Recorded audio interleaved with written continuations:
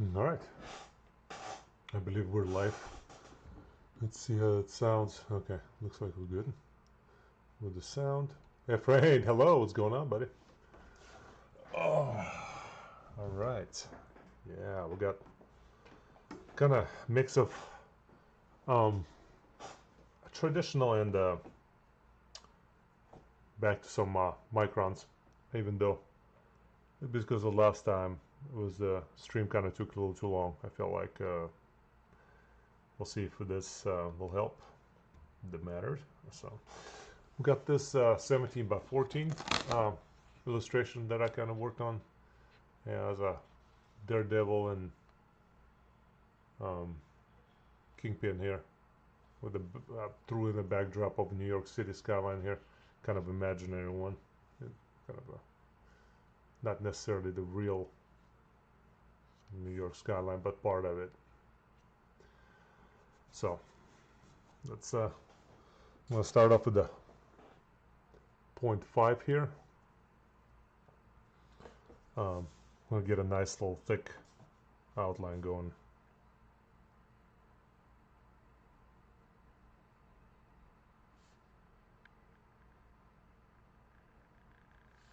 I decided that for me it's okay to stream just any random time, or just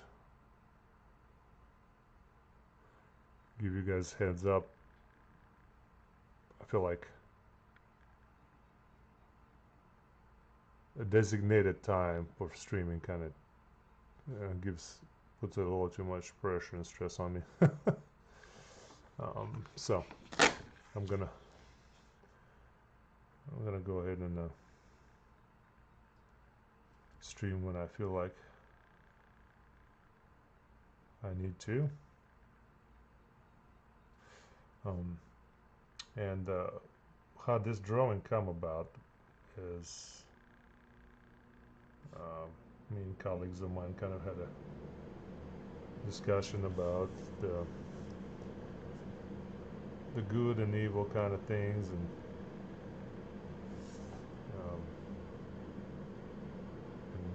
this kind of like, you know, what good and evil is. There you go, Daredevil. He's kind of is a good guy in an outfit that screams, you know, bad, in all sense of here, kind of sense of the word, and you know, the devil. So I decided to do this little illustration and did a little bit of a few sketches here and there, and that's what came out. Hey, Mark, Alan, oh, hey guys, welcome. So with that, I just decided to go big on this one. I felt like it was worth it.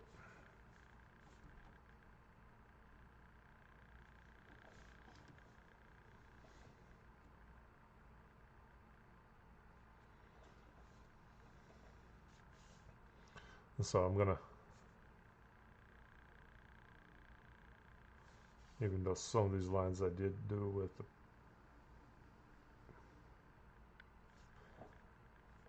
I feel like I, you know, with the ruler, some of them I didn't. I'm gonna try and do freehand more than anything. And to me, this character was, you know, Kingpin was introduced more of a villain by, you know, the Daredevil's villain rather than Spider-Man's. And I know Spider-Man gets in the scuffles with him too, right?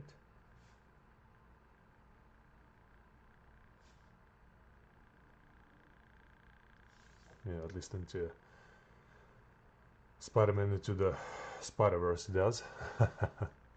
Yeah, move it up a little bit. And I, by memory, try to get the face of his really as close to D'Onofrio, the actor that plays him in the TV series. I'll try to get as close to his face as I could. without reference. I had no reference for this. The only reference I found was the skyline here. I really try not to use much of any reference for anything. See how my brain works.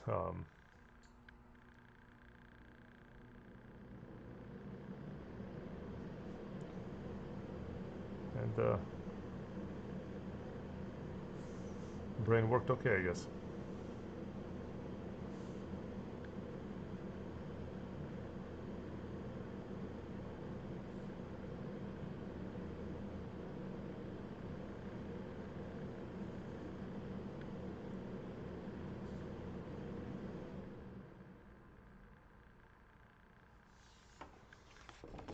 Clearing it usually helps.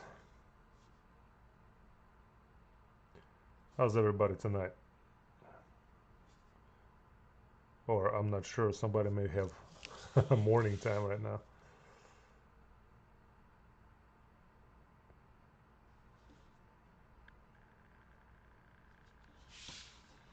Sorry guys, it's just more comfortable, you know.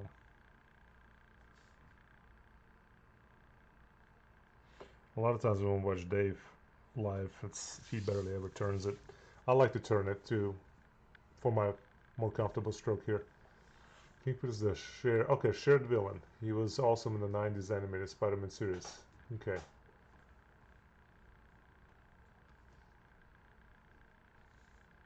Hey, Grim, what's going on? How do I think up poses?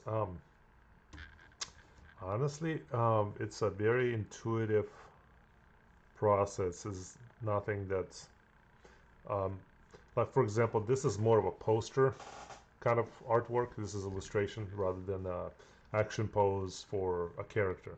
So you want to create something that's ambitious and that has some kind of strength to the pose and seriousness, maybe in this case. But I feel like also static.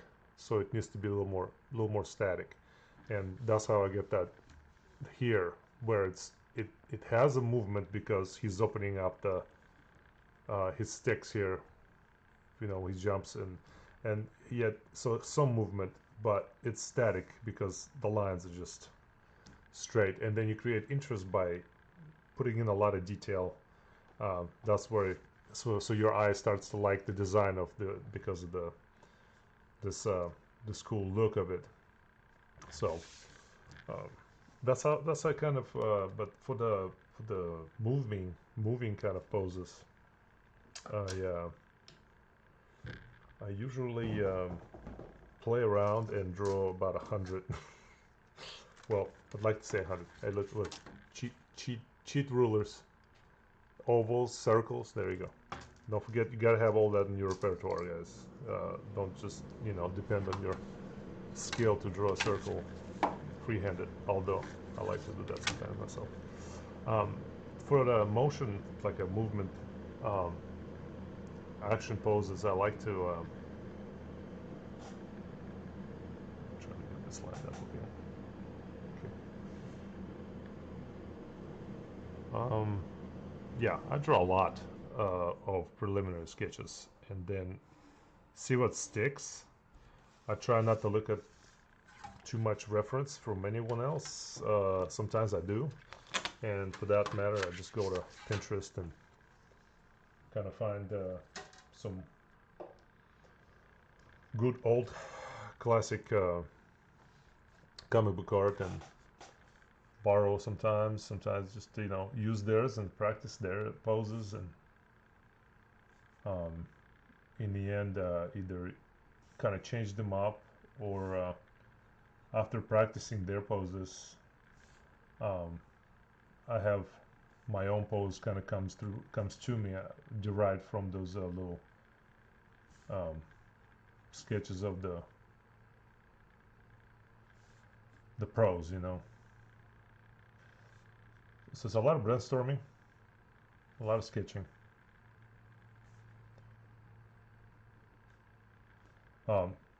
So I didn't have the skyline in my mind when I was making this initial design. but then I was like, you know, why not? It's New York City.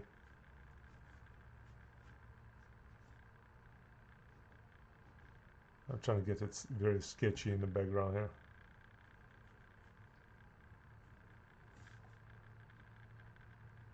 And then there's going to be a lot of brush work to fill in the spaces, of course. Hey, Tom! Hey, chance, can you show your thumbnail sketches when you were working on your poses for Grim Angel? Alright. I'll try to find that.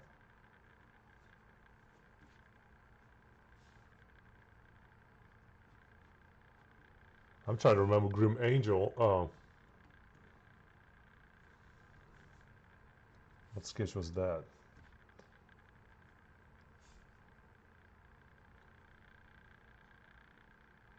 Is that the classic character that you suggested that one time? Tom, if I remember correctly, was that it?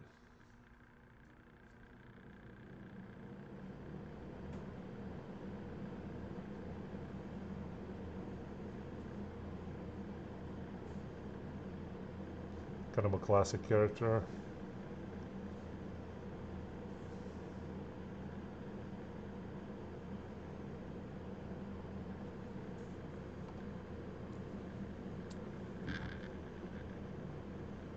I was practicing how to draw back from David Finch's tutorial. Oh, good.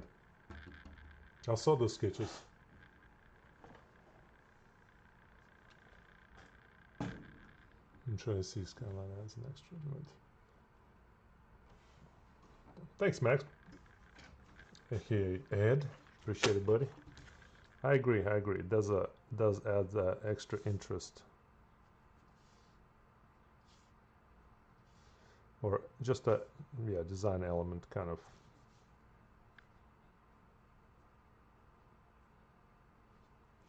In this case, it's not necessarily going to be detailed or anything, so.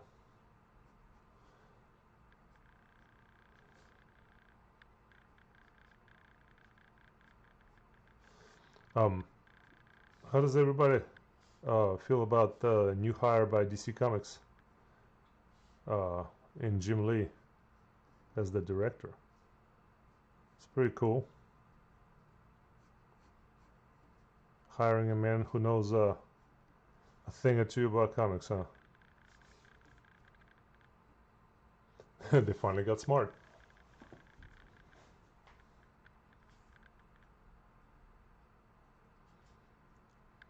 I know some of the things I'm answering are not appearing on the chat, so I'm going to slow it down a little bit and answer things as they pop up.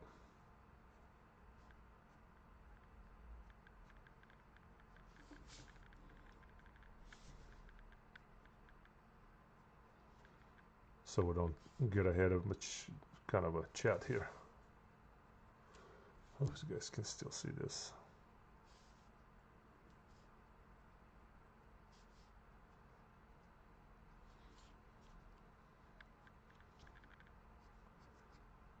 I like to fill in spaces kind of as I go. And so once we get here, let's kind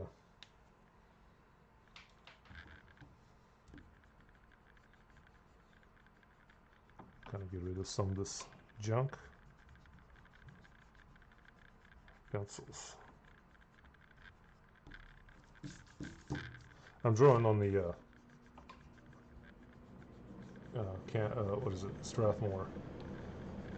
I believe it's 300 series. Smooth Bristol here. Okay, so my trusty brush. The Da Vinci Kalinsky Maestro 35 series, number 3 brush. I like this one a lot. And my diluted ink of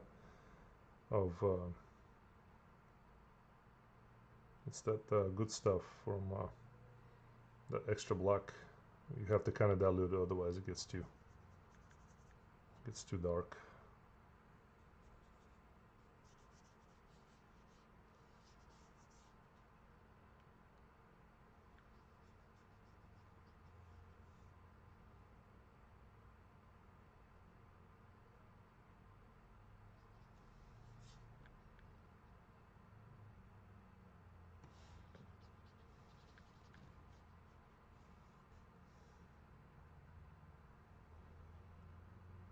I have my water handy here, my towel just to make sure I can clean up some mess if I have to.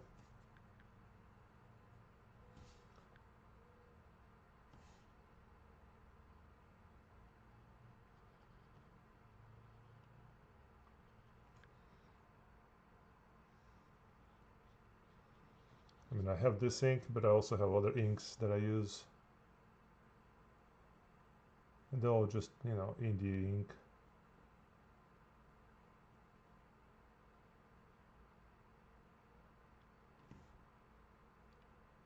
Sometimes with inking, I kind of feel like you almost want to go and paint like you do in oil painting. And start blocking in large shapes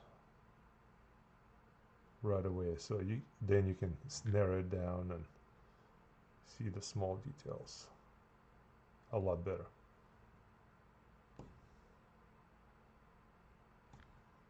I'm telling you, this brush can go from covering a large area to tiny line fantastically.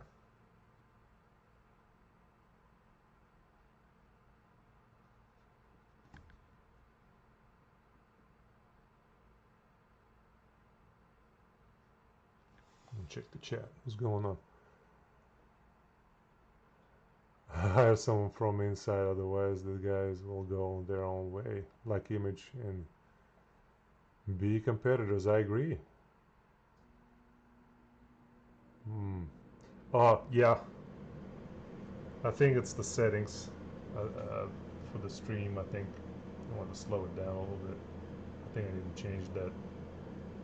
How many seconds before it pops up. I'll fix that up at some point. For next stream, definitely fix that issue, hopefully. I think it's in the pre-setting when you start setting up this stream on the YouTube. You say, you know, ask you all kinds of settings.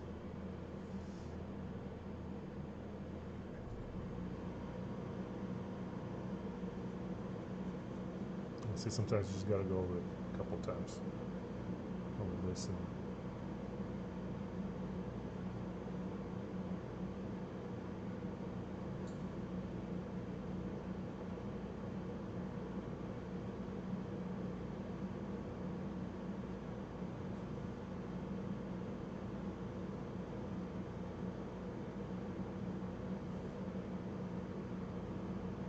get pointier here.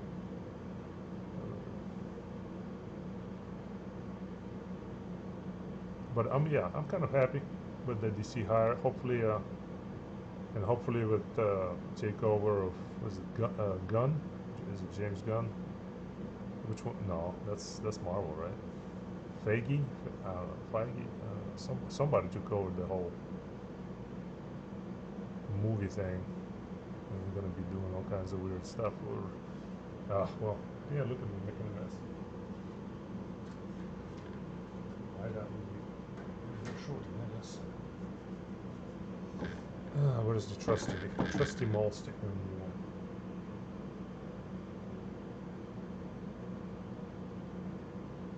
And there it is. That's how I solve my issue. Also gives me a chance to extend my brush while I grip it in the handle.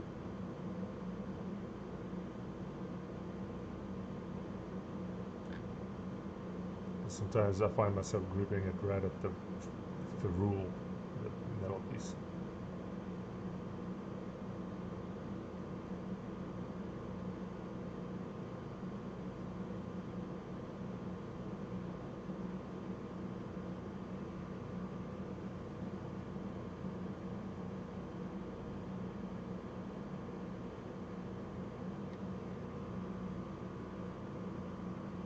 I am using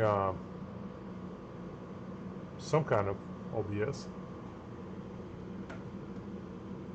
Streamlabs, yeah.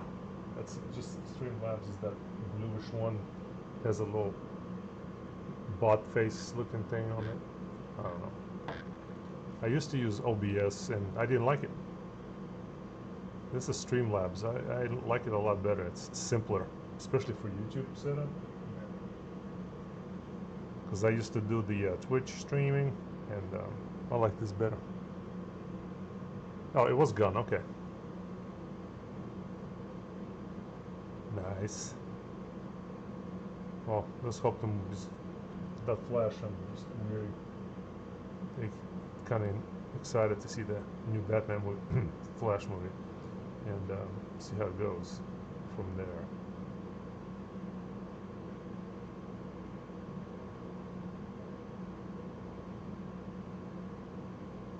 And hearing, just disappointed also about, not hearing, but disappointed about Superman Fire. So yeah, that's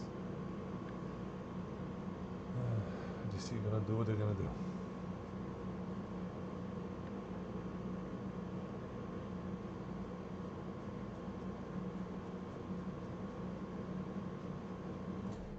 Switch color brush real quick, just I feel like there's a lot of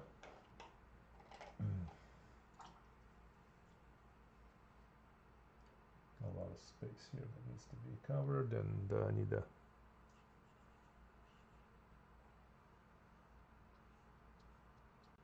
slightly larger tool,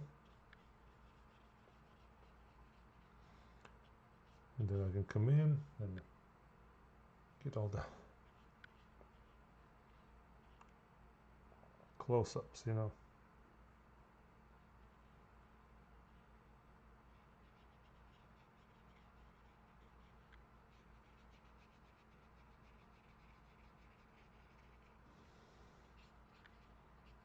I feel like I'm on the drink and draw with those guys, because all they do usually is ink.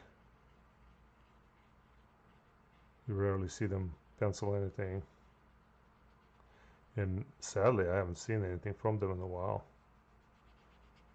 I wonder what's going on, if they got busy with their, you know, if you guys watch Drink and Draw, you know what I'm talking about. Ed is the one who suggested it for me, Max Blue. You say you should check it out. I checked it out. Started watching those guys consistently.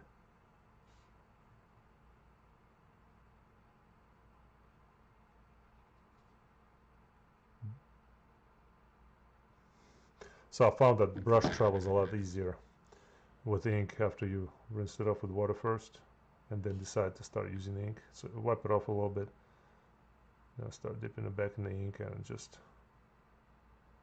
puts that ink down really good.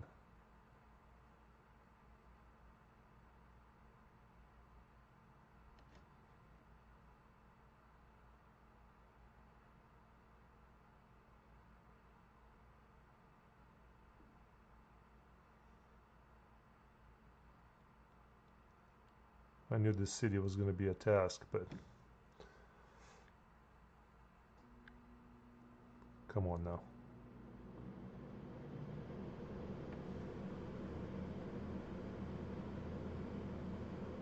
I could go for a drink and a draw session.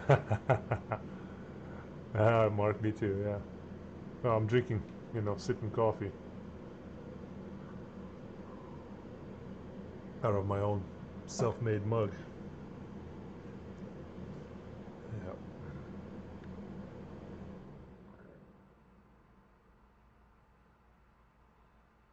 Don't worry, Tom. I'll get those mugs done. I'm not supposed to be shipping one to you, buddy.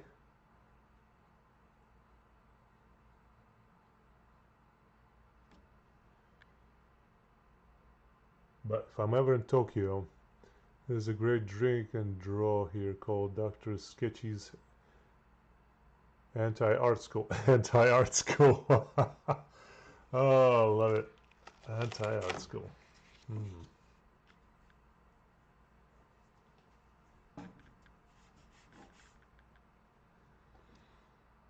All right.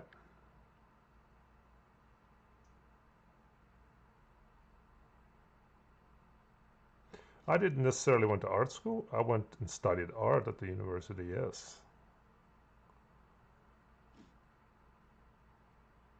But I never really went to art art school.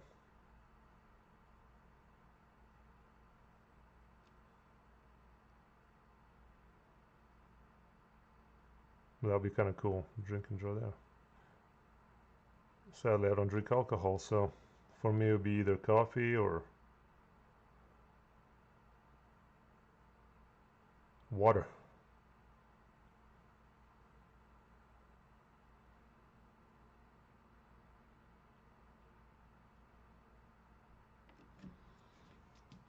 Okay, initial pass anyway. Alright. There we go. Initial pass in the city here. Now let's fill in the this area here.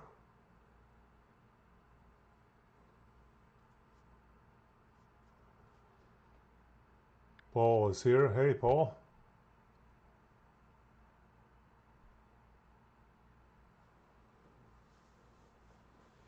Just saw that, sorry. How's it going, Paul?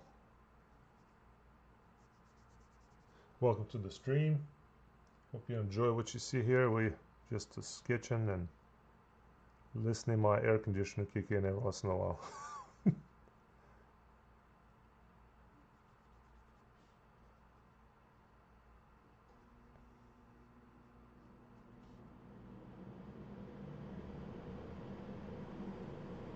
Now sometimes I get sad a little bit that I missed out on a lot of, since I love comic books, comic book art so much, and would love to work in the industry. Yes, definitely. Seeing that as a current job prospect, probably not. As maybe a side work, yes.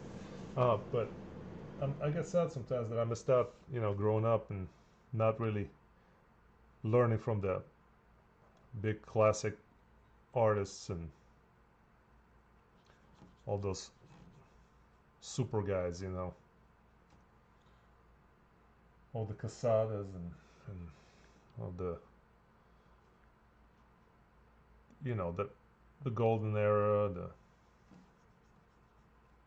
Silver Age comics and Golden Age comics, you know, all those guys there. You know, Arthur Adams, whose work I'm really excited and really love looking at and learning from. You know, Jim Lee, and luckily you can watch Jim on a, you know, Twitch and such, you know, every once in a while on Sundays and catch up with that. But just, you know, the whole culture, and just feel like I missed out a little bit. But I feel like that's just my journey, you know, coming into it later in my life and being now over 40. Sometimes you just wonder, you know, will you get in?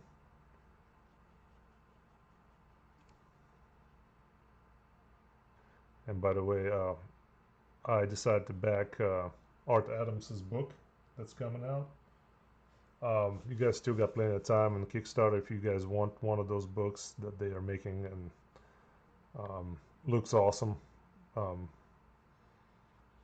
know, got Dave's, I got Jim Lee's book 60 for 60, and Art Adams' book was just no brainer. You get a signed print, and if you get a, you know, signed book, of course you get a signed book as well. But the Kickstarter has reached ridiculous levels already. They I don't know, thousands of percent over 100%. So popular book is going to be.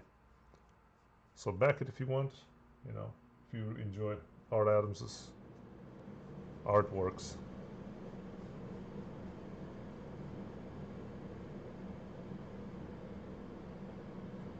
Someone for me, it's someone to learn from. But here we go. This is what I do usually, kind of block in the big area, then kind of start moving my way through. And outlining the rest, and we'll come back to the large areas here in a little bit after I work a little bit more with the pan. Okay.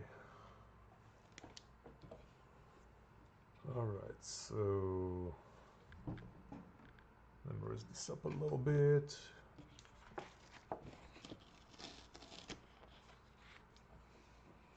Okay.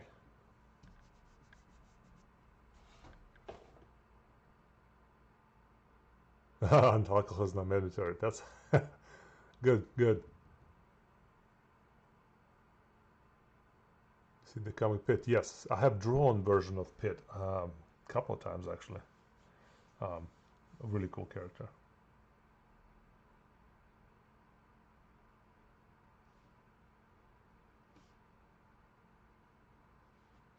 And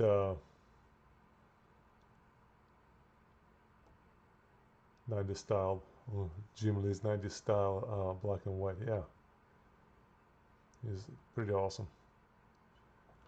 Well, comic book do I remember? Maybe as a kid or even later, that maybe I want to do that. That's a good question, Ed.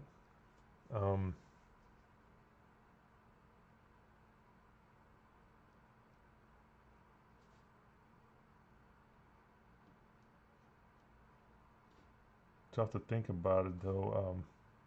Trying here.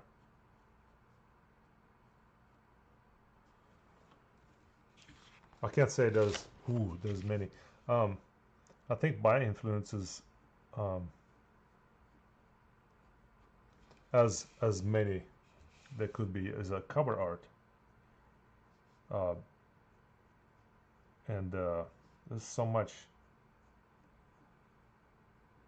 cool cover art that's just kind of grab my attention. And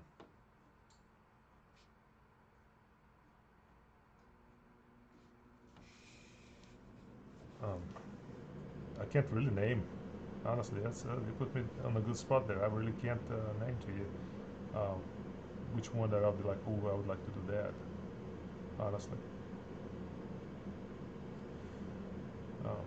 Yeah, I can't answer that one. I enjoy concept of comics, storytelling of it.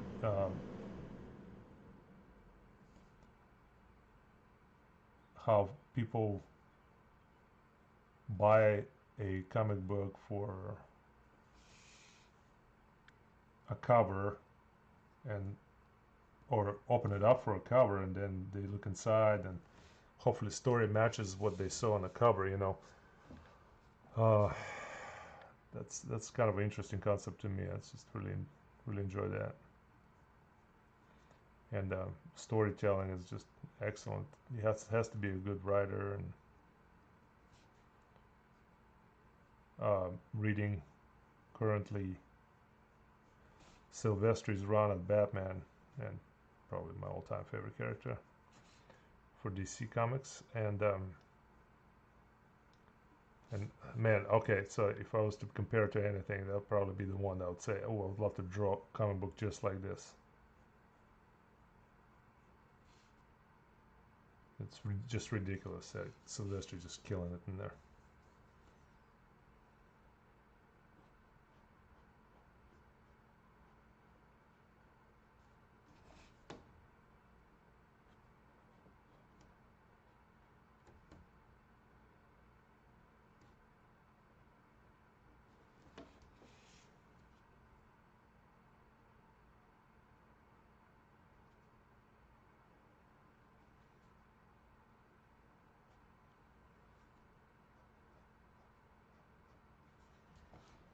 Okay.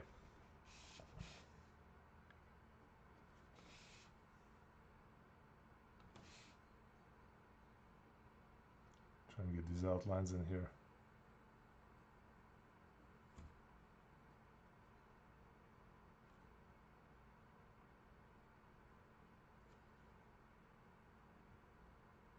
this is drawn with the ruler, so I'm straight lining it here.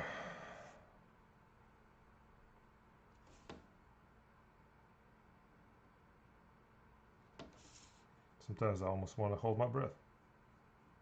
And sometimes I do.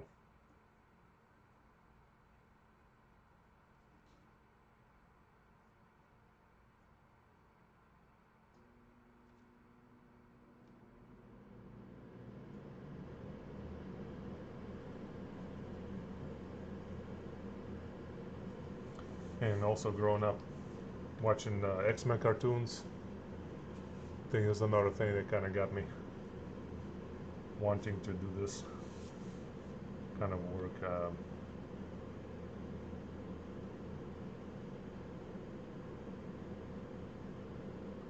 However, I did find myself mostly working on things like covers, which is illustration, honestly. And if it's well done illustration, you know, it's sells books, I guess. And you try to tell a story literally that's going on the entire book in one image. Well, at least do a prologue for it in that image.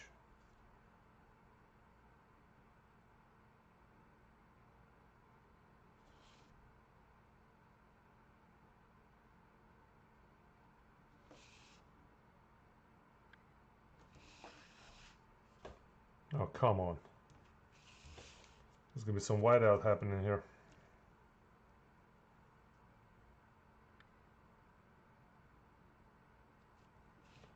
Here's the downside of turning the paper. Seen Batman's Joker. Deadly Duo, yeah. That's the one I'm reading, yep. F-Rain, yeah, that's the one I'm reading. That's the Deadly Duo. As cover art hooks you, and then there is a story you want to follow inside. Yes, it is. Yes, if they know what they're doing, correct. Like me and you discussed before about, you know, people leave the story and then they hire somebody else and it becomes terrible.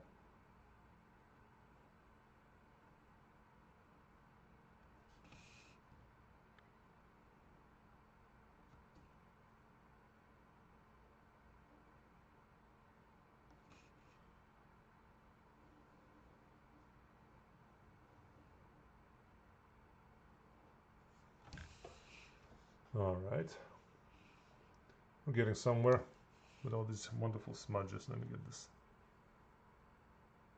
Okay, I'll get that filled in later. Just can't have these wet spots bugging me out here.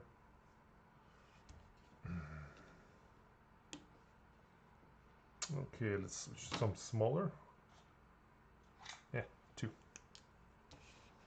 Okay.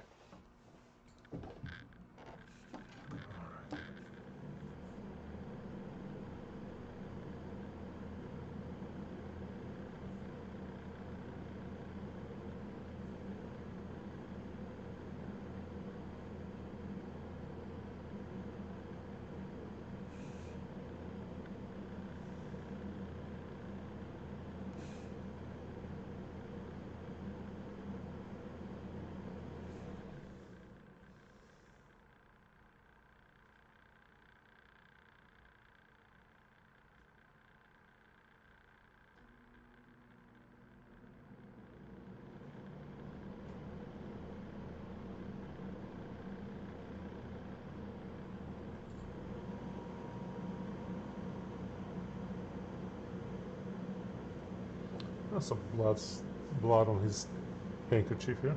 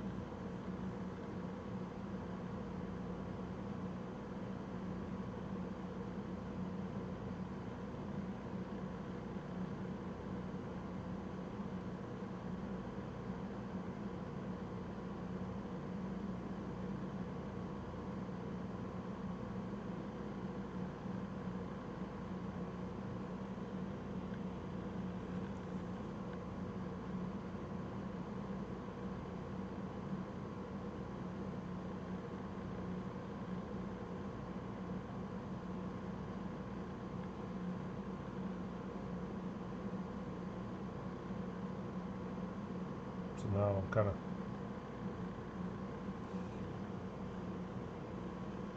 not talking too much, but trying to get all these fun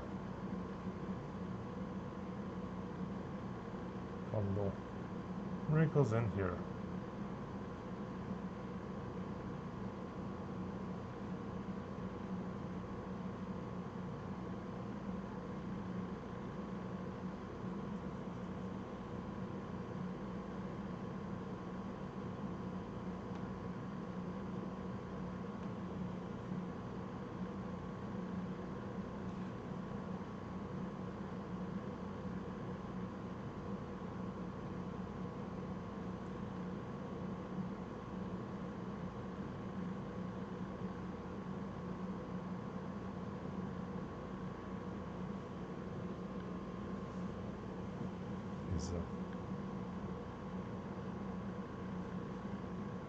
Complete disgust look on his face.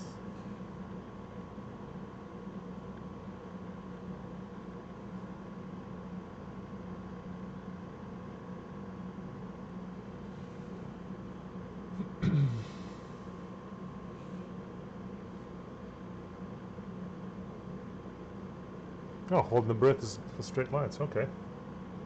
Now I won't feel so bad. Holding the breath there.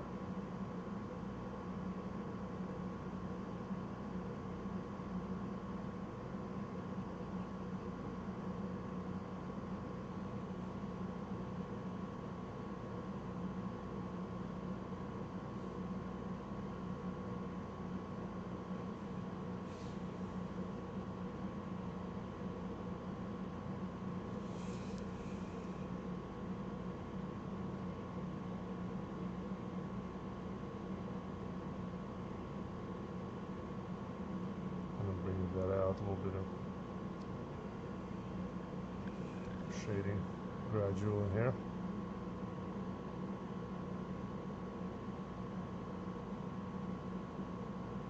Saying that he's overweight, but he's still got, you know, he's strong.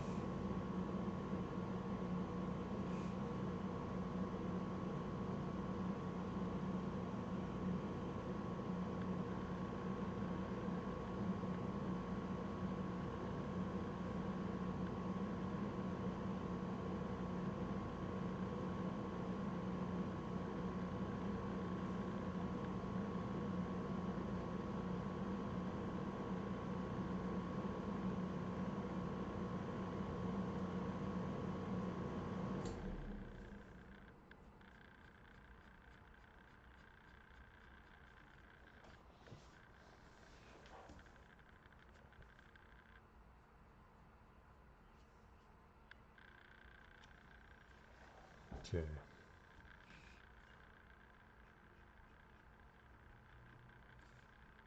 A little bouncing light maybe here.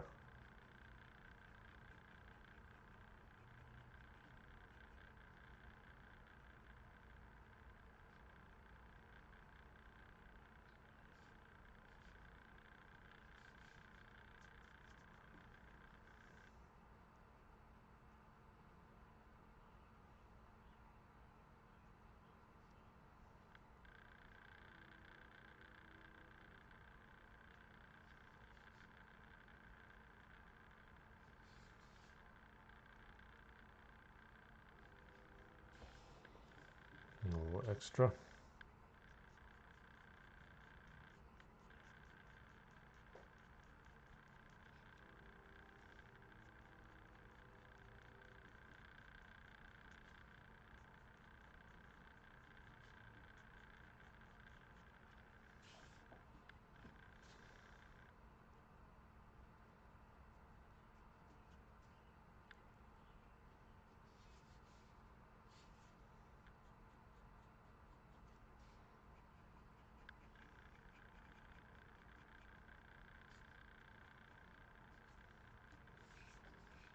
Okay, let's fill in some blanks here.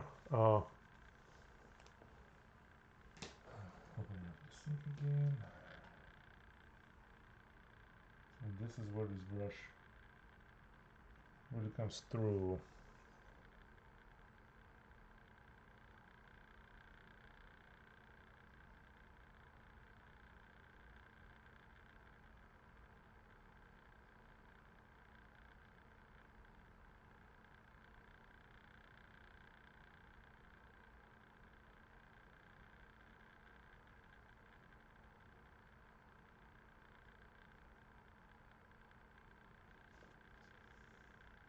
goes really thin when you need to, and really fills in the space, and you don't have to dip too much.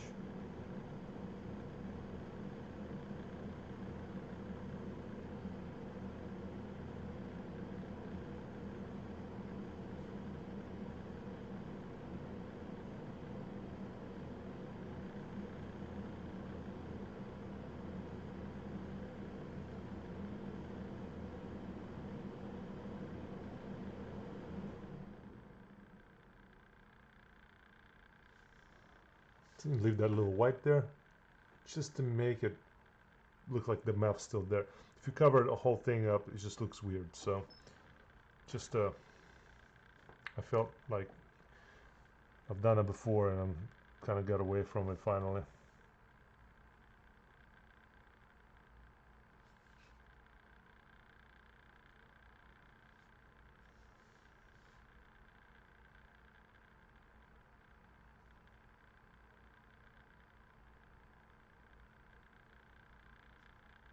I finally realized might be unnecessary to fill in all of it.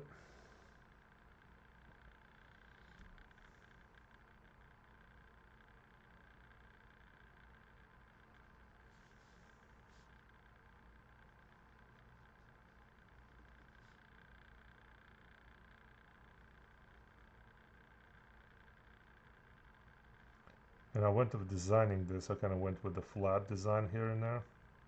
Some of it has a form, like Daredevil has form to him, and Kingpin has a lot like flat elements to his costume, so it creates that really large shape,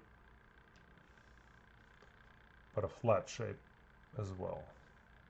For design purposes, it just creates more interest, I feel like.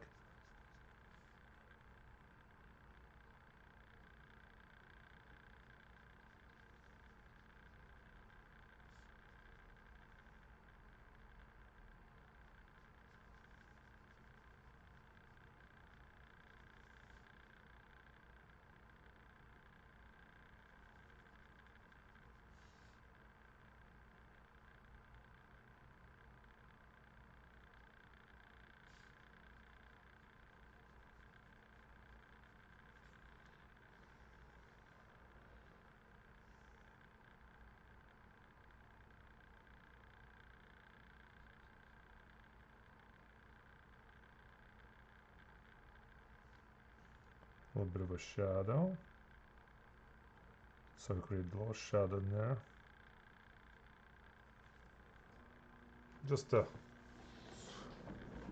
there's a little bit of a Kingpin here, yeah.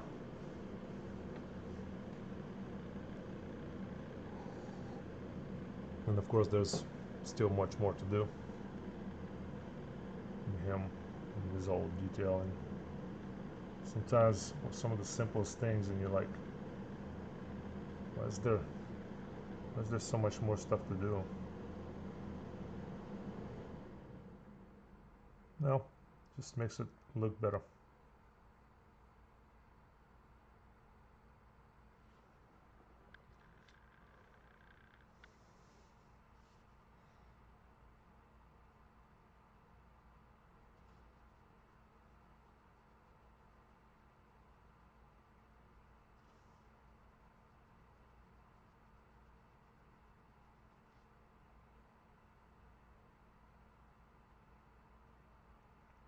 I feel like that needed to be there. Oh yeah.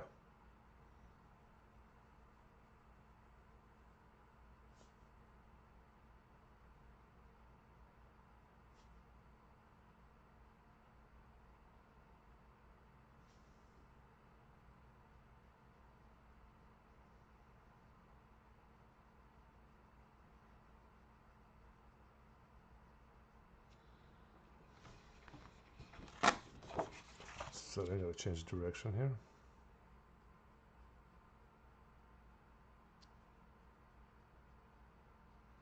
Gotta go with the roundness of the skull and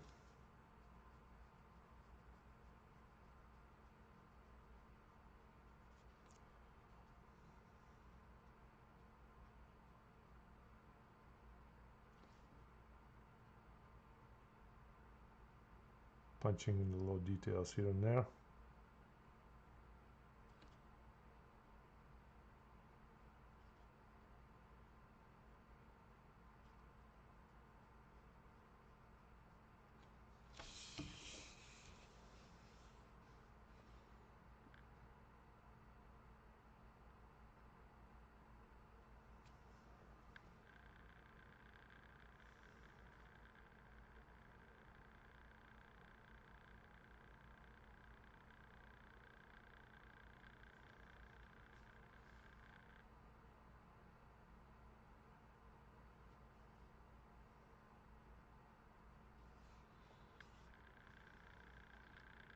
Okay, kind of like where this is going a little bit.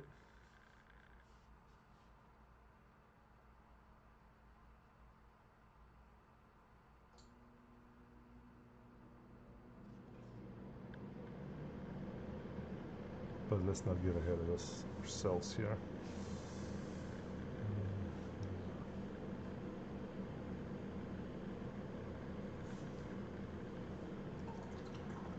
I'm still between choices here to make. I was thinking to making the smoke appear black, but I don't know.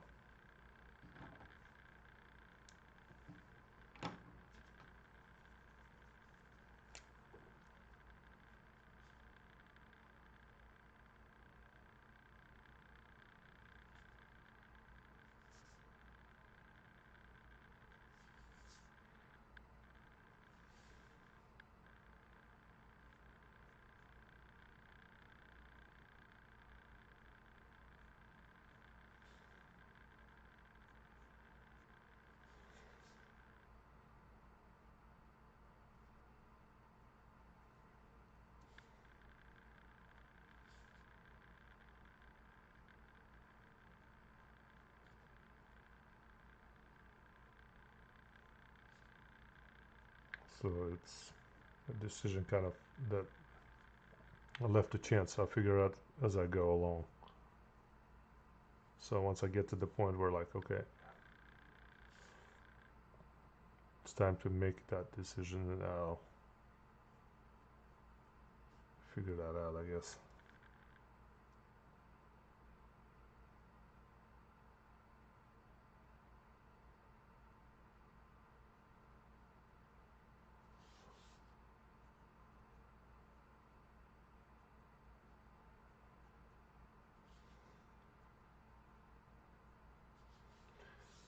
Whatever I see kind of fits better.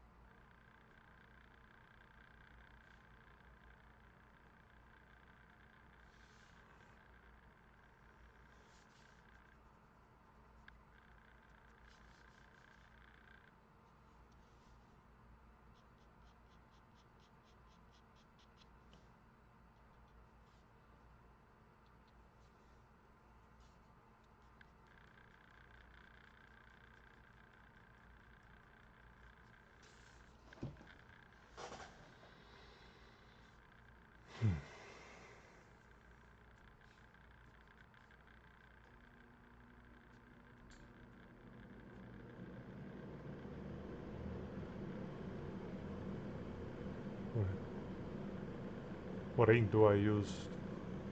Took a small break from anatomy 2 days and decided to play around drawing monsters. Alright, Grim. Nice. Ink I use is usually gets darker than this, but I diluted it. That's my main ink that I use right here. Traditional Chinese ink, ultra black. And if you use it as it is, it will cover everything in one time, one cover, just to be one stroke basically, and so just dark.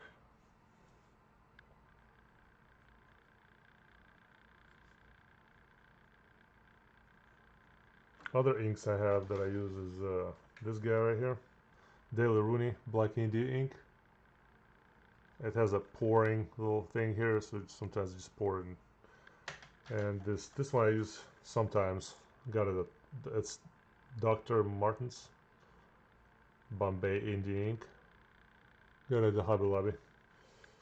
That's just, I tried different ones. I was actually toying with an idea, ordering a bunch of different inks from the art supply store that I use online, which is, you know, Jerry's Artorama, and see which one I like better.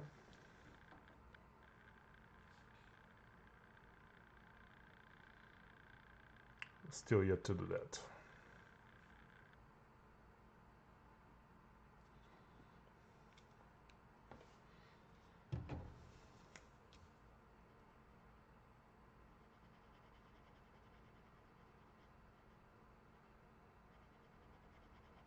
And it's just a matter of which ink works for you.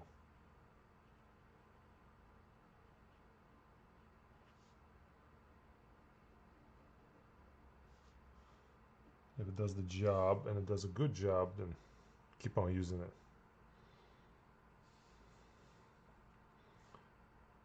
If it diminishes your work, somewhat hurts it, change the ink, change the paper, whatever it is need to change. I'm really thinking about switching to the Soho Urban Artist Bristol paper. I bought one pad and it's so good.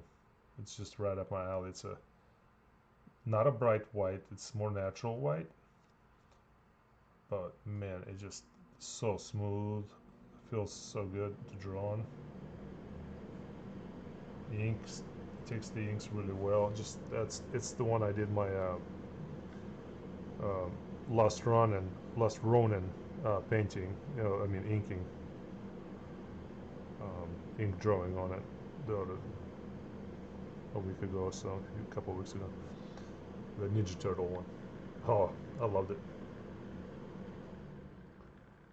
Okay.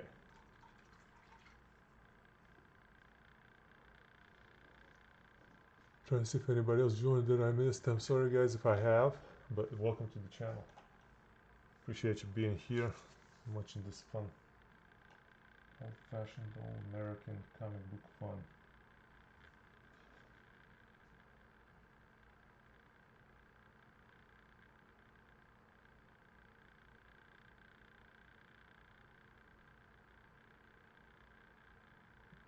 And usually when I work, I listen to some music, and this time it is a down tempo.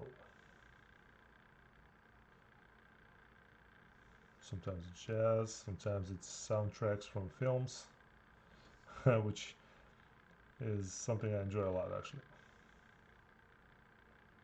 I just turned on Hans Zimmer station on my Pandora and just go to work.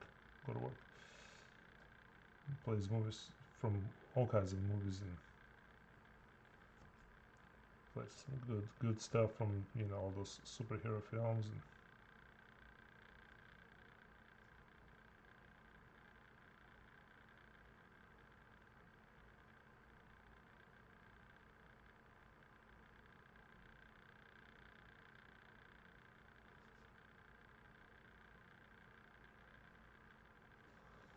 there you go. A bloody handkerchief.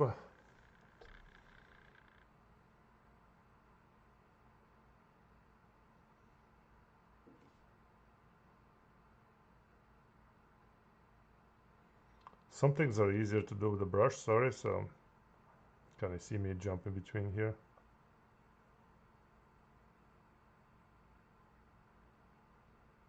Oh no, it's a little hotter in the center when it's a cigar, so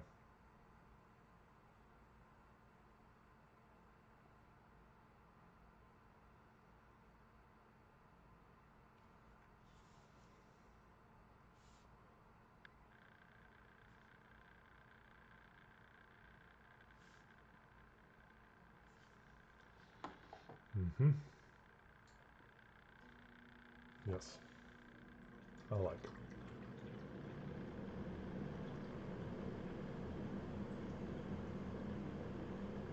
Massive part. Experimenting is a massive part of art. Draw it and see what happens. Correct. It is. It's trial and error. I feel like it's in a lot of different things. It is. And trying different materials, I feel like will either help you develop a better quality work, or it will just not make any difference. It just depends on the artist. To me, tools make difference. You gotta have tools that you feel like do the best job for you, not for somebody else, for you.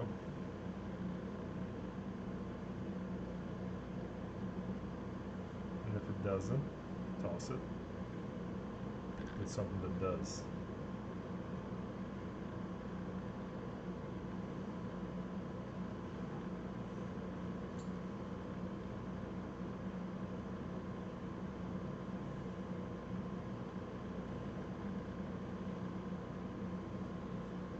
It's time for the pinstripes. This is the flat element I was talking about here. Flat lines all across. It doesn't go along with the clothes, and I felt like that was the right thing to do.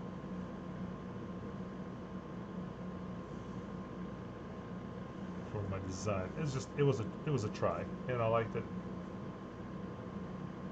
And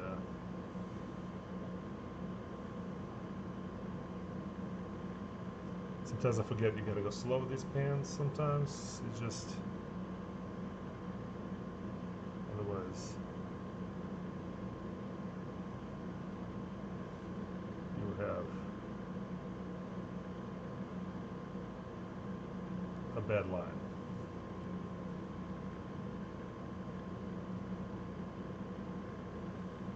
I know you guys listening to my AC unit right now. Hope you enjoyed that kind of music. It's yeah, it's a lot quieter than the one I had before.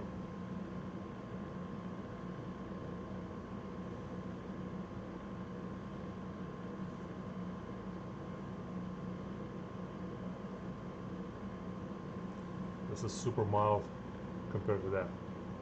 Hello! Hey Dan, what's going on? Welcome to the stream, buddy. Just the inking today.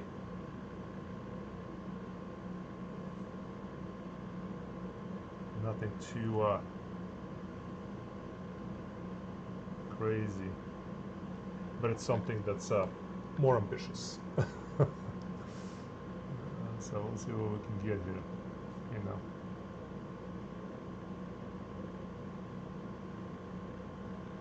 Whoa, ruler, come on now.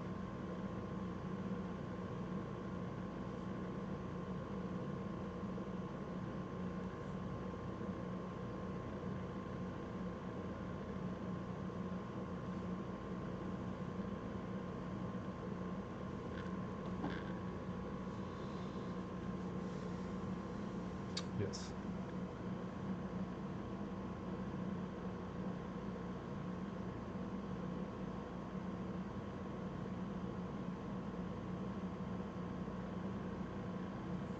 I am honestly enjoying how these lines turning out. So I'm glad I made that choice. Still struggling with the hands, but growing accustomed. Alright.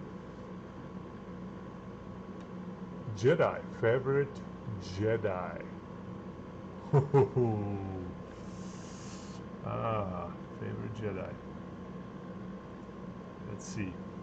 So we have what? We got Obi-Wan, right? Which one did Sam Jackson play?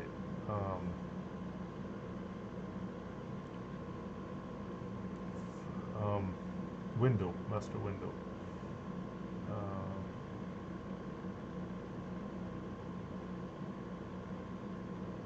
You know, after watching all those animated shows, I think Ahsoka became one of my favorites.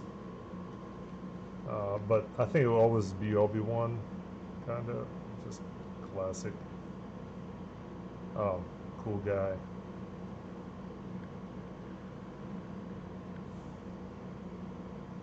That last series on Disney did a nice job.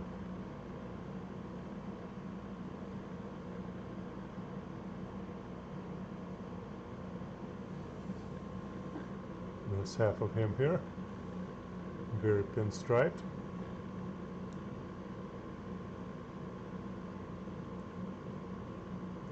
This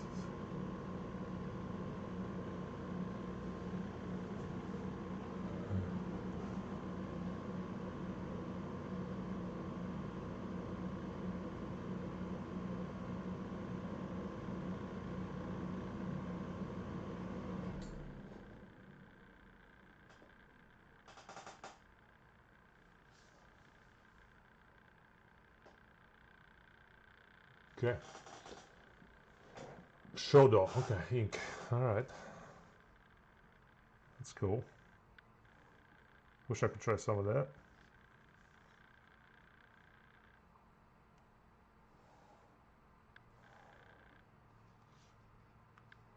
I like trying new art supplies.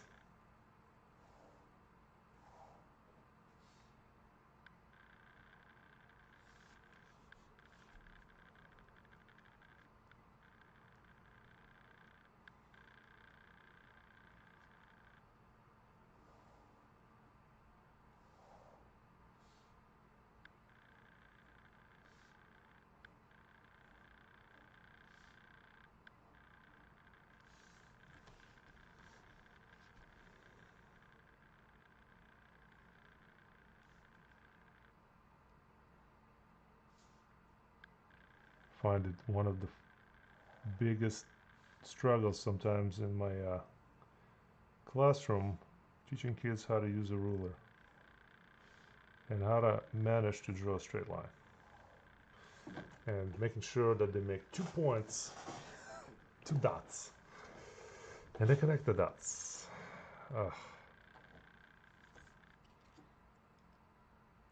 So much fun.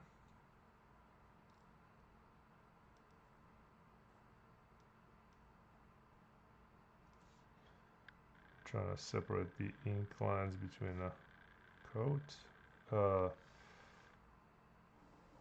itself and the coat's color. Gonna give it a break there.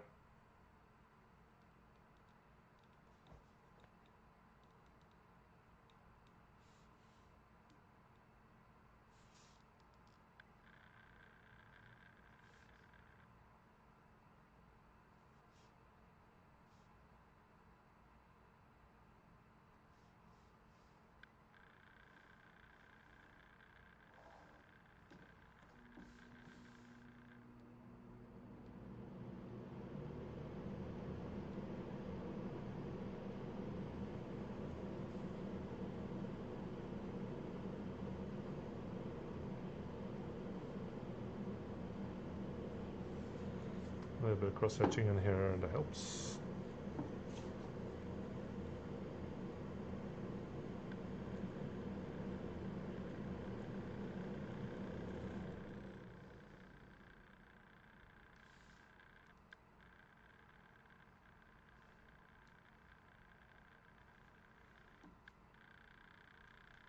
Mace Windu, nice. Mace Windu's a good one. From what I heard, Samuel L. Jackson actually requested to have a purple lightsaber.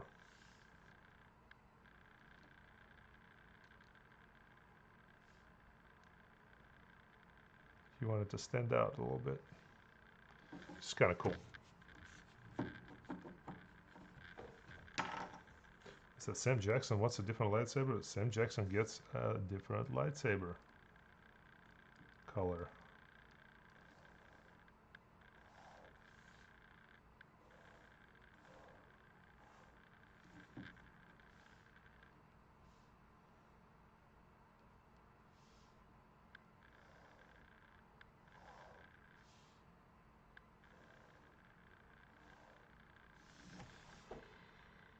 Oh, These lines are fun.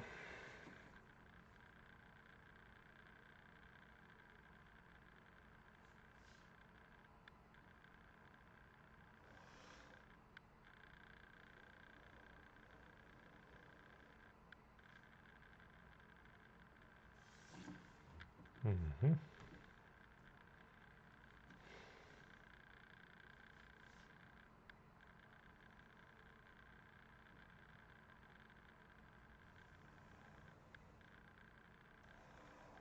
There's no really like a sleeve.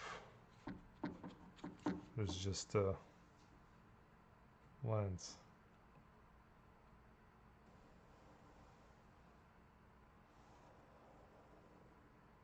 Another thing I enjoyed about this concept,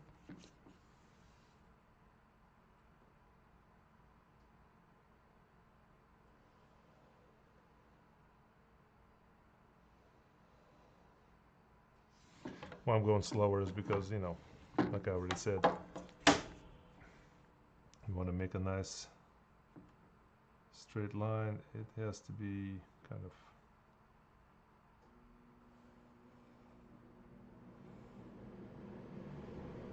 dark, so I've got to go slower. Okay. Whew. Well, there's Kingpin here. Getting close to being done.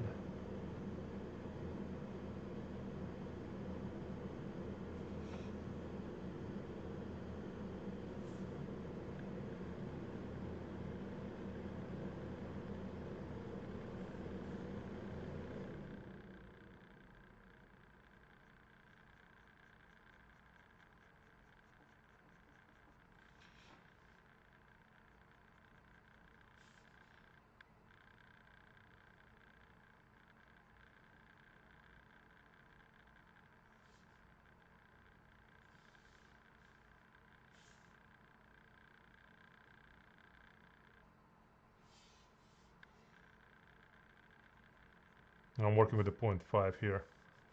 0.05,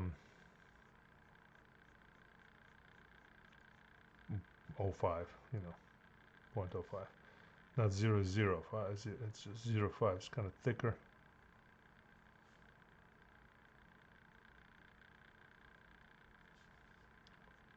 Just because the area is larger, and I like to lay down quite a bit of thicker lining and a little fatter lines here.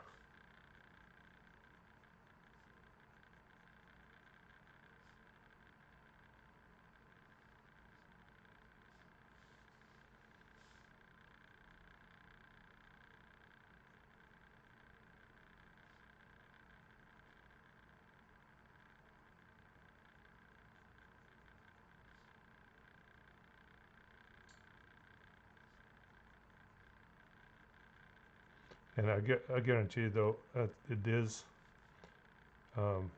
you'll find a lot easier to crosshatch with just pens like this, and not traditional quill or anything like that.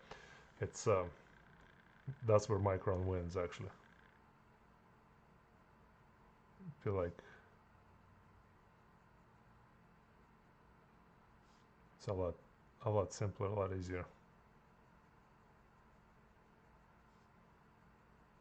and faster.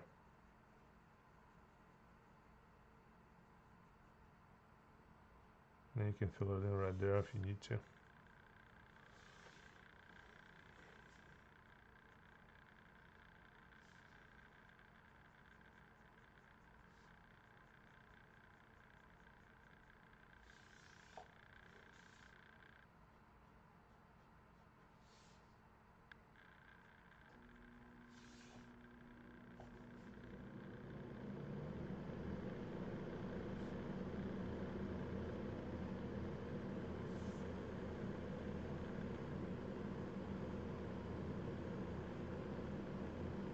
Okay, so there's the hand, the smoke,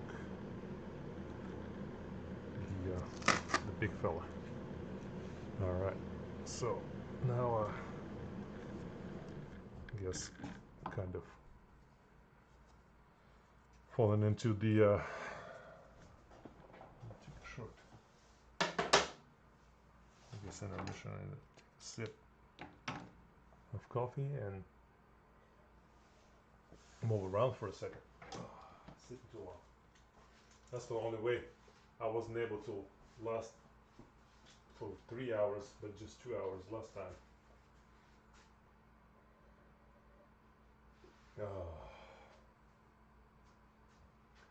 Meanwhile, I guess I can look for some concept work. I'll do some quick sketches that I've had.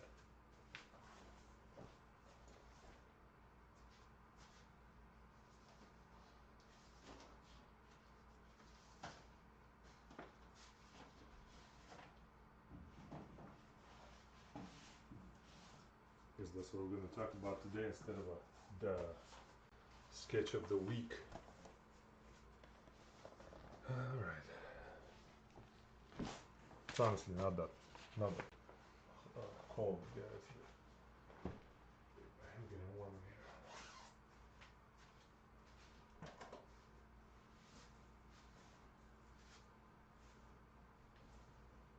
Okay.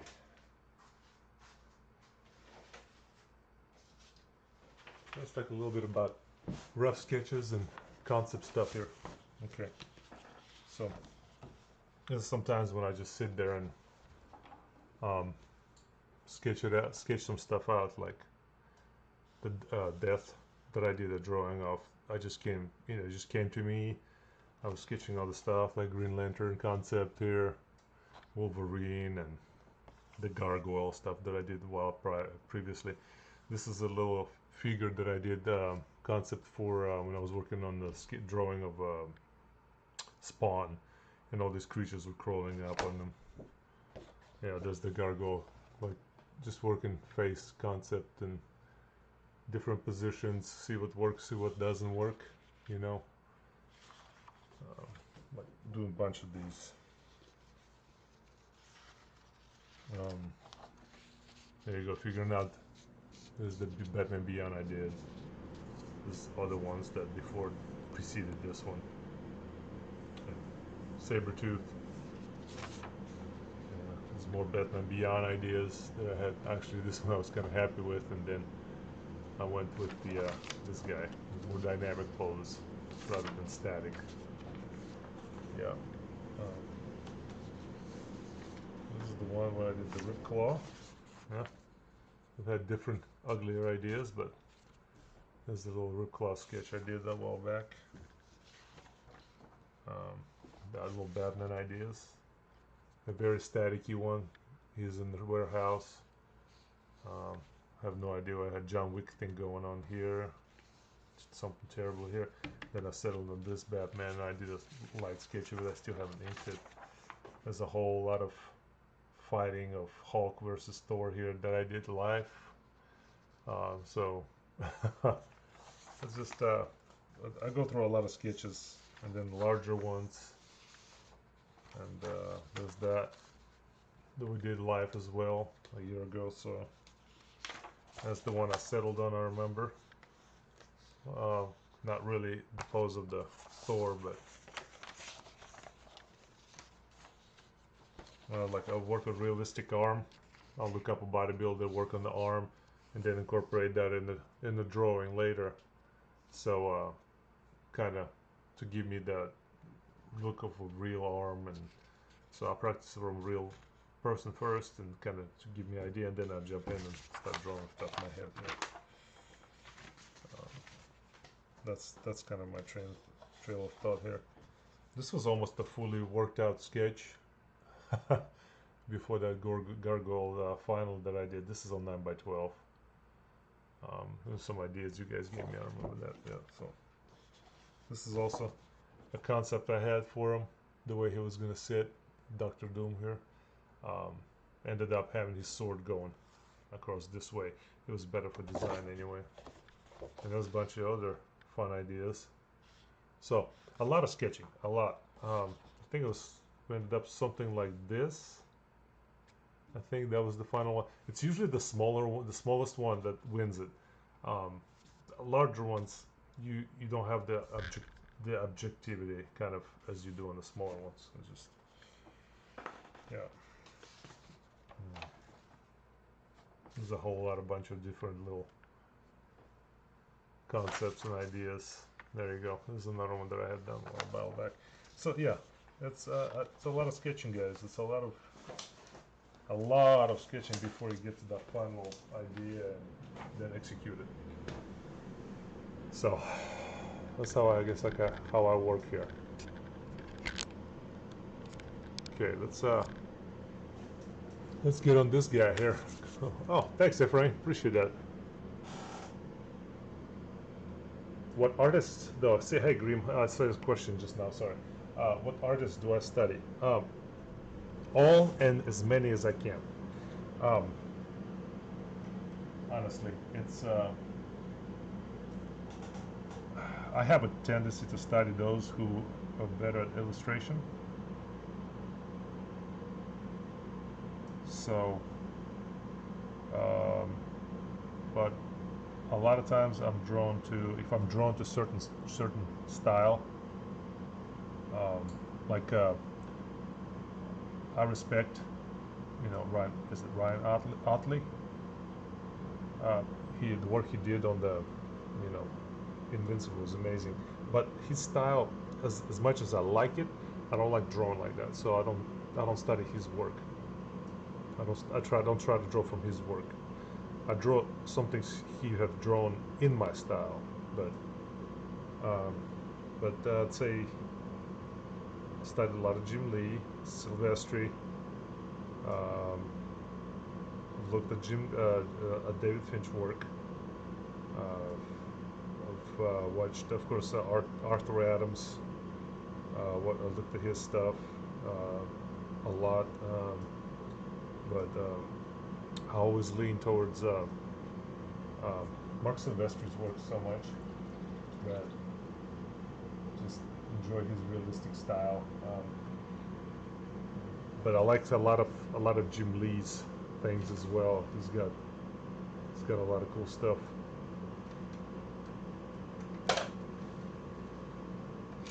So, yeah, I'd say those are the guys. I mean, I know I need to study more of those. Some other guys and some other artists. But it's here and in between. If I remember some more, that I'll definitely tell you. Oh, Frank Cho. I do enjoy his work. I love his stuff. I enjoy Adam Hughes' work. Not to an extent that I enjoy it all the time, but I like it. He draws really good women, female characters, and a lot of times when I struggle, I just look at his stuff and study up on his work, and it gives me a better perspective.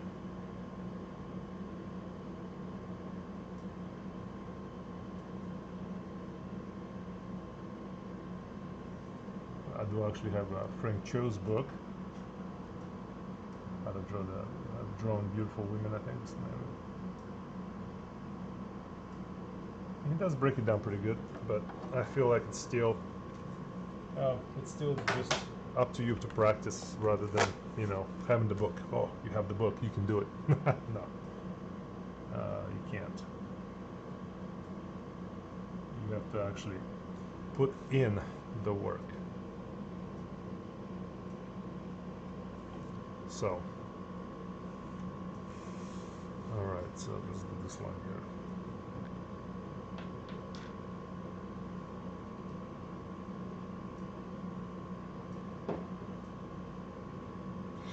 And this one, I do need to move.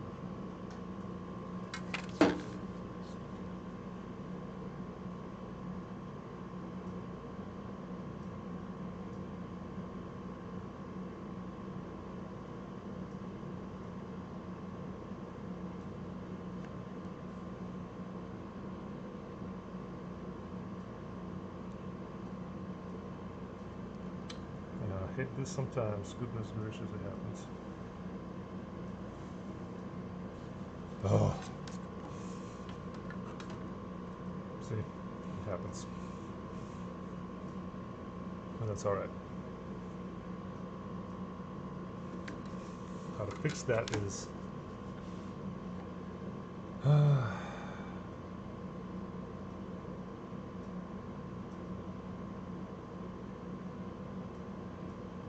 this way.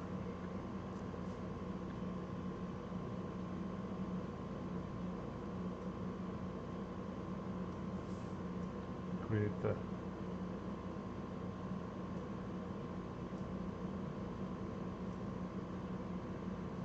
like there's some things twisting and entangling.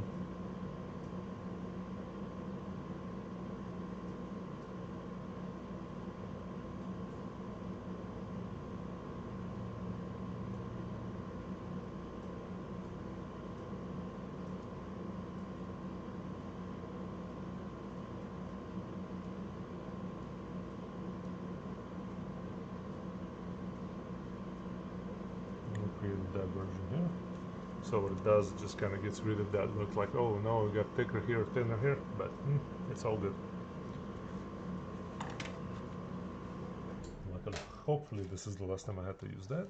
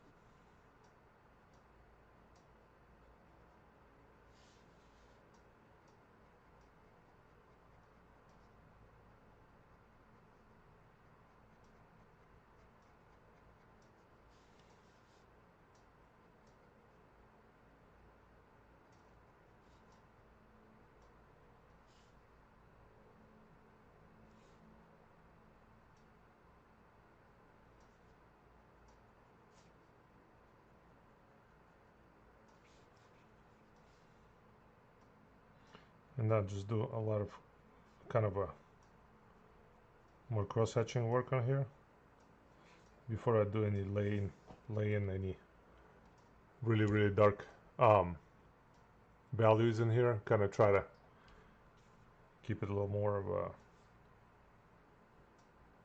loose and there.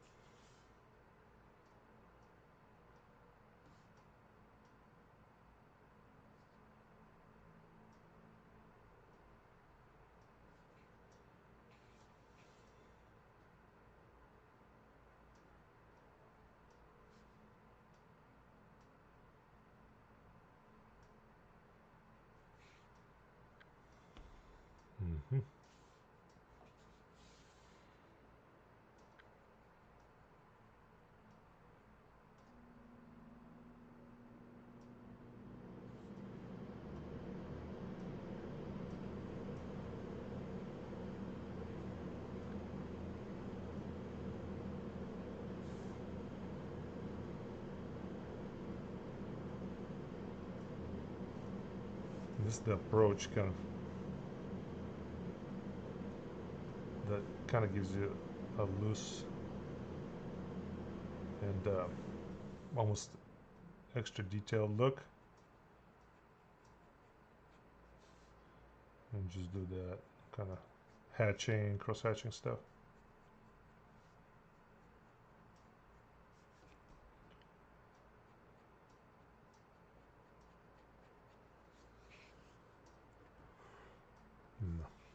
I know you guys have a kind of a bad angle on here, sadly.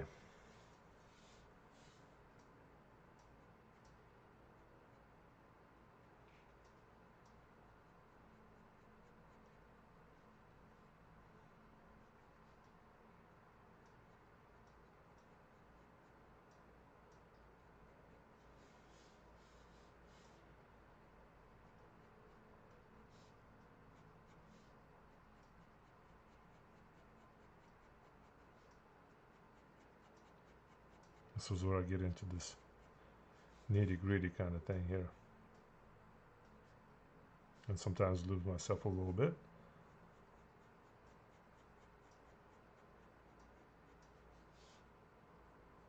But that's the idea. Anyway, see, get really cross-hatchy.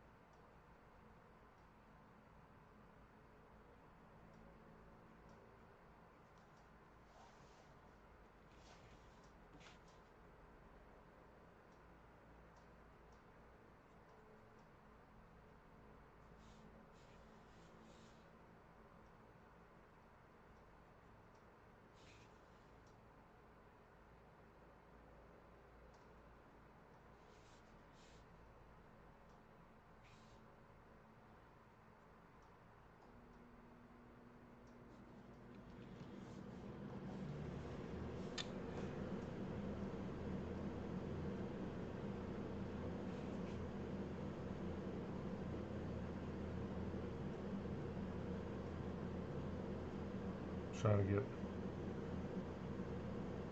effects here.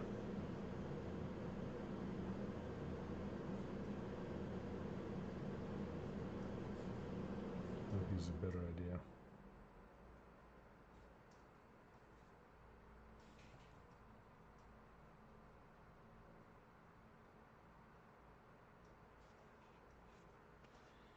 So we still know where everything is here.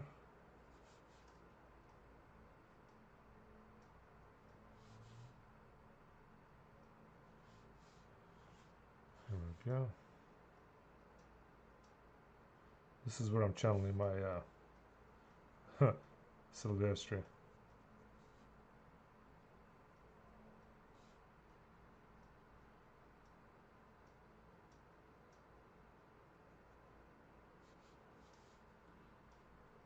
With all this hatching. Fun hatching.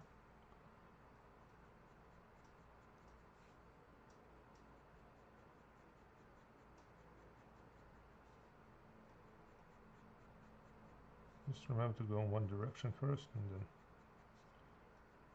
all the rest will fall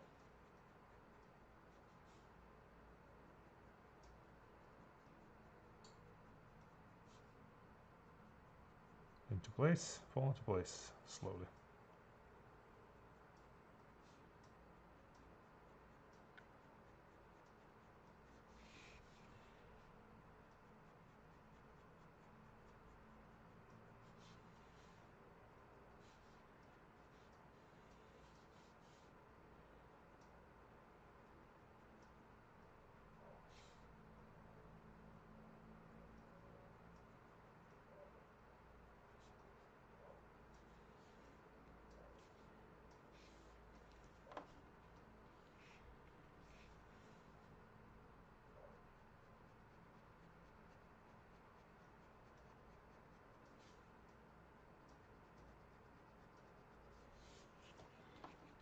I'll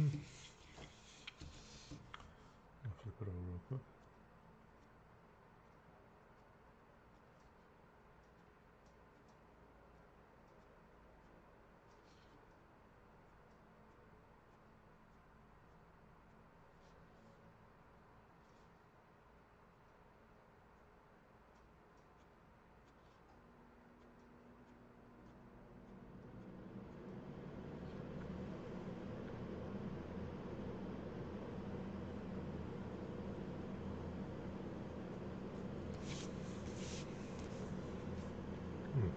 Yeah, I'm enjoying that.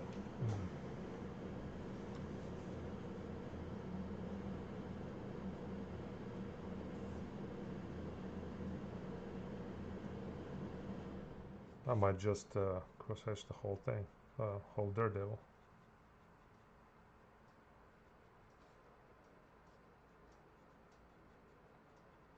No, I'm not promising it's going to be tonight, but because I feel like we almost did all we could do for tonight, and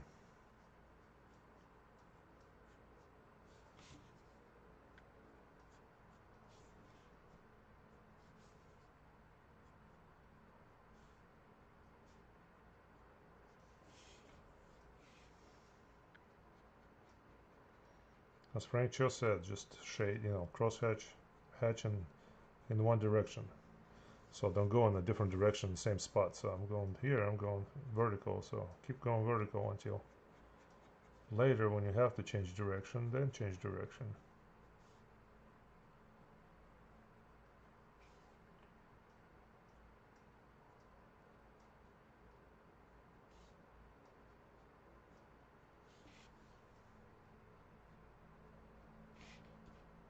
And here, where the Daredevil insignia shows up, and then you're like, I gotta show that, and you can't shade it necessarily yet.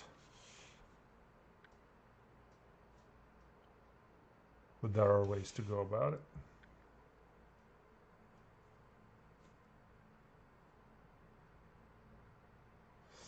Could go darker here and slightly lighter in this area, so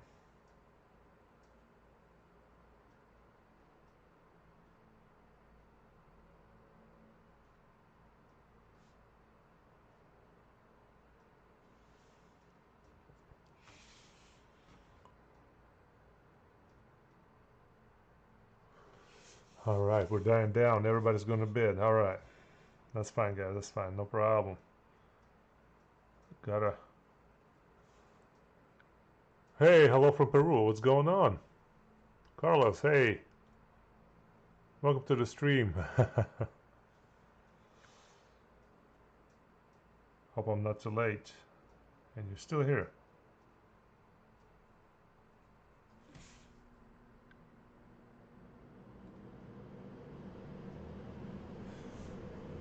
So yeah, this.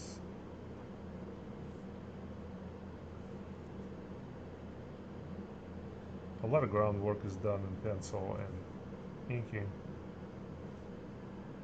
does become easier if you do a lot of your work in pencil. And that's just how it is.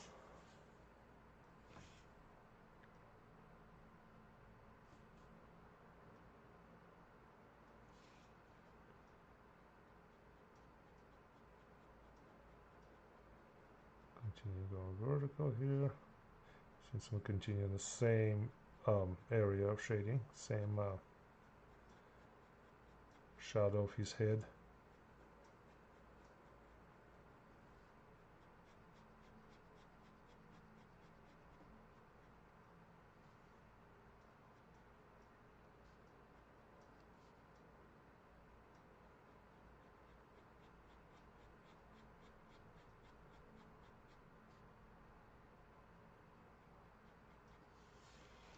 Okay.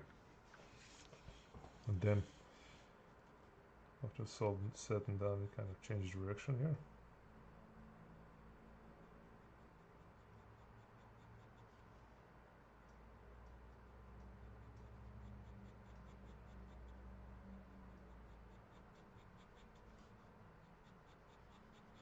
I think the best way to do it is to go 90 degrees. So perpendicular to the lines you went with first. And then later, if you want to change direction, you can go 45-degree angle. Just build it up that way. I won't go too many directions, honestly. It's I think it's just destroys a little bit of your cross-hatching looking neat.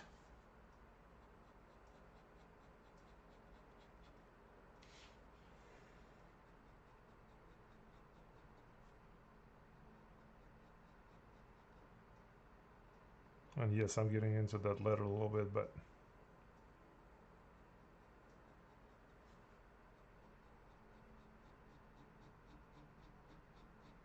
it's either fixed with some whiteout, like a white ink type stuff. One of the tools. Okay. Alright. Alright, guys. I think we're good for tonight. It's been, what, a couple hours now, almost? I'm going to try to lay down some few more lines on him here. And we'll call it a night. I'm going to call this a night. You guys have been great. Hopefully I wasn't too boring. And some parts, of course, you know, concentrating all that kind of gets me. And yeah, happens.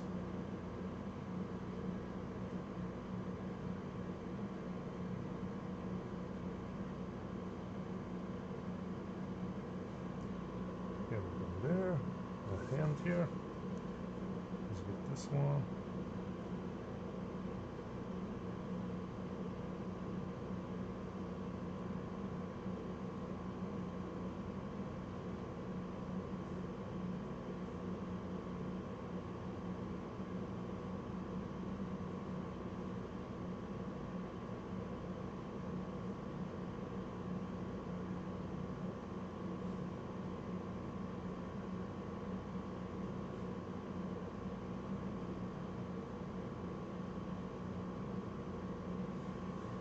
There's the other one.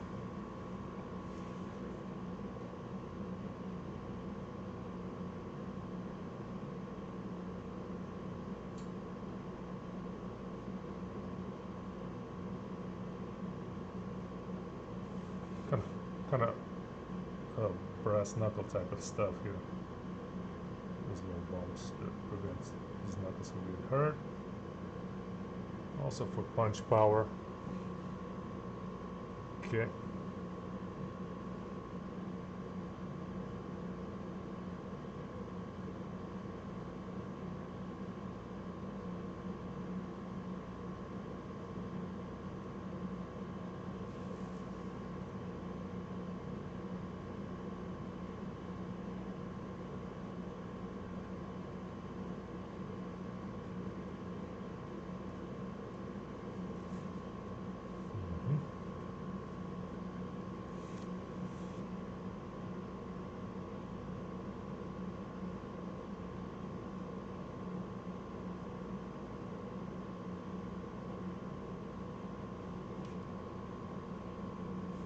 Almost good with that line here.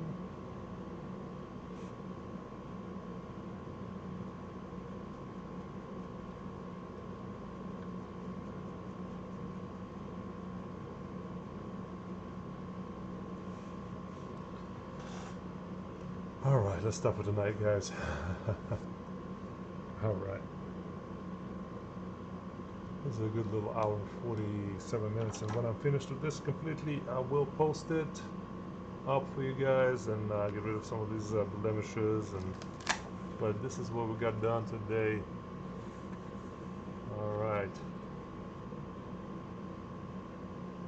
Still got work to do, but I like where it's going, so thank you guys for being here, and really appreciate you all, and I'll catch you on another stream at some point. Hope everybody has a good night. Have a good night.